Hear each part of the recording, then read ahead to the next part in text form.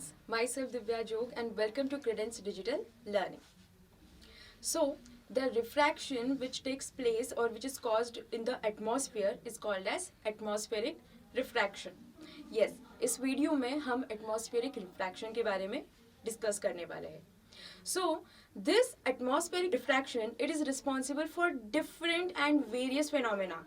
जैसे कि twinkling of stars होते हैं, स्टार्स का टिमटिमाना, राइट.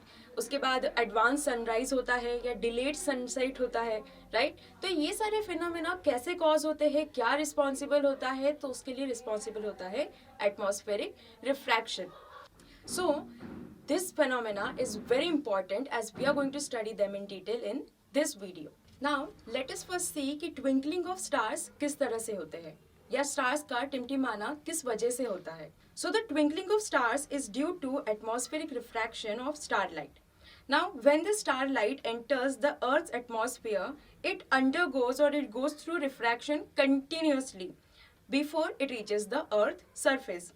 अब अर्थ के एटमॉस्फेयर का जो रिफ्रैक्टिव इंडेक्स होता है वो इंक्रीज हो जाता है from top to bottom. So जो भी light which is coming from a star near the horizon, it travels from rare medium to denser medium and वो किसकी तरफ बेंड हो जाती है, it bends towards the normal.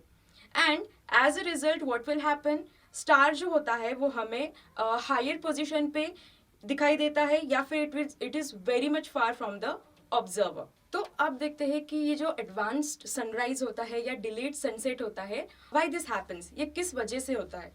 तो आपने जनरली नोटिस किया होगा कि सनराइज के 2 मिनट पहले हमें सन विजिबल होता है और सनसेट के बाद भी 2 मिनट तक हमें सन विजिबल होता है या दिखाई देता है. तो this is because of atmospheric refraction.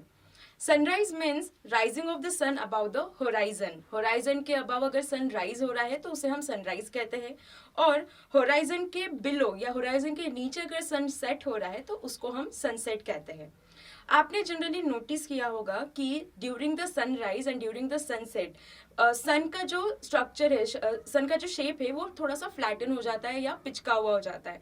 तो this is because of this phenomena only which is called as atmospheric refraction. Then the next important phenomena apart from atmospheric refraction is scattering of light. तो scattering of light, अगर light का reflection in all the direction is happening, ठीक है, from one single object, it is called as scattering of light. Scattering का मतलब हम क्या समझेंगे, पार्टिकल्स बिखर जाते हैं या स्प्रेड हो जाते हैं, उसको हम स्कैटरिंग कहते हैं. तो इस फेनोमेना में क्या होता है